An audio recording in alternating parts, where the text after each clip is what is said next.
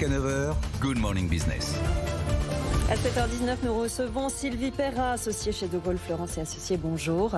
Bonjour. On parle avec vous effectivement du développement de la voiture électrique en Europe et ailleurs, et particulièrement de cette actualité, l'ouverture de location de voitures électriques pour 100 € par mois. C'était une promesse de campagne d'Emmanuel Macron. Finalement, ce sera réservé à une certaine catégorie de population. On voit que ça va prendre du temps, que ça va coûter de l'argent. Vous nous dites que tout cela est trop lent finalement.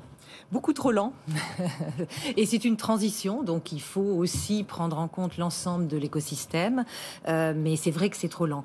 Alors, c'est déjà une bonne chose parce que avoir un véhicule pour 100 € par mois pour des personnes qui ont peu de moyens, c'est très important. Ça représente quelque chose. C'est vrai que pour le budget d'État, la première année, on estime que ce sera 50 millions à peu près. Ah, pas plus. Pas plus pour 100 000 véhicules, la première année en tout cas. D'accord. Et donc, on a eu une précision hier d'Agnès Pannier-Runacher, c'est que ça serait notamment proposé aux professions qui ont besoin de se déplacer, par exemple les infirmières libérales, par exemple, et effectivement aux modestes, aux ménages aussi les plus modestes.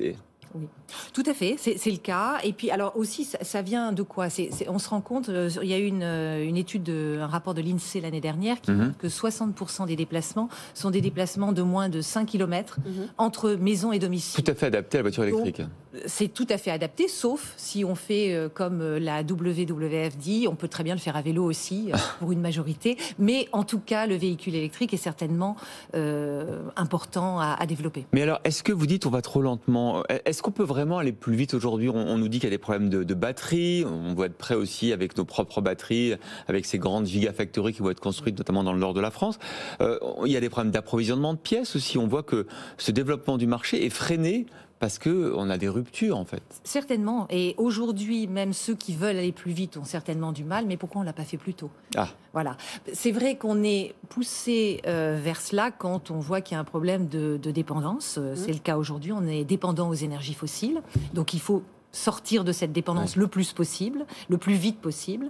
On sait qu'on a une empreinte carbone qui est très lourde pour chacun d'entre nous. C'est également quelque chose dont il faut pouvoir se libérer.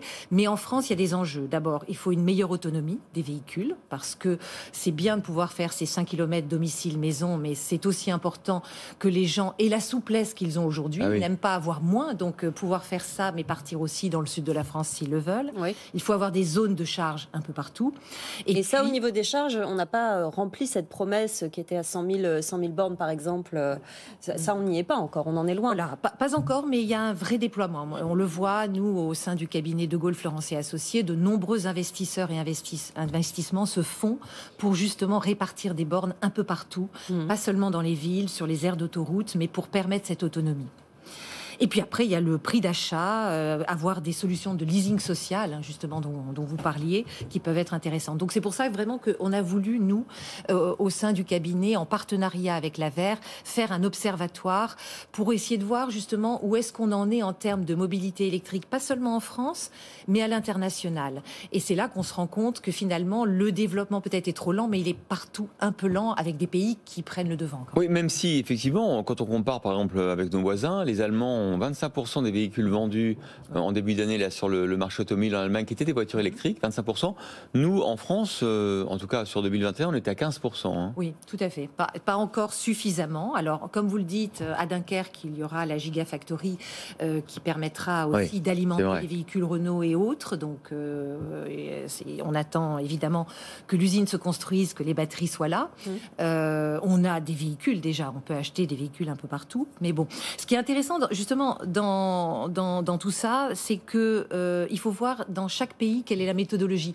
Vous avez toujours l'impression qu'il y a des aides financières, parce que, comme le dit le président de l'AVER, finalement, la France est la championne d'Europe des aides financières pour l'achat d'un véhicule. Mais selon la culture et selon le modèle de société, le modèle politique, finalement, chaque pays a ses a sa façon d'aborder. Par exemple, l'Allemagne. L'Allemagne a trouvé une idée que je trouve formidable. Je ne comprends pas comment la France n'a pas pu l'avoir. Les véhicules électriques peuvent circuler sur les voies d'autobus. Mais oui. Et ils ont des places de parking réservées spécifiquement à eux.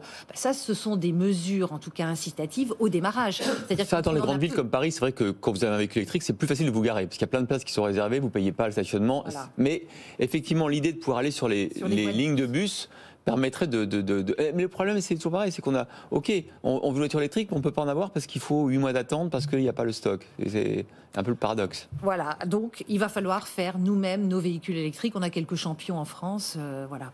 Après, ce qui est aussi intéressant, c'est qu'on voit l'Inde qui a développé des aides aux constructeurs. Et aujourd'hui, ils ont 400 constructeurs automobiles. Ah oui. Parce que l'aide a été par là pour permettre finalement ce déploiement. De développer l'offre, justement. De développer l'offre.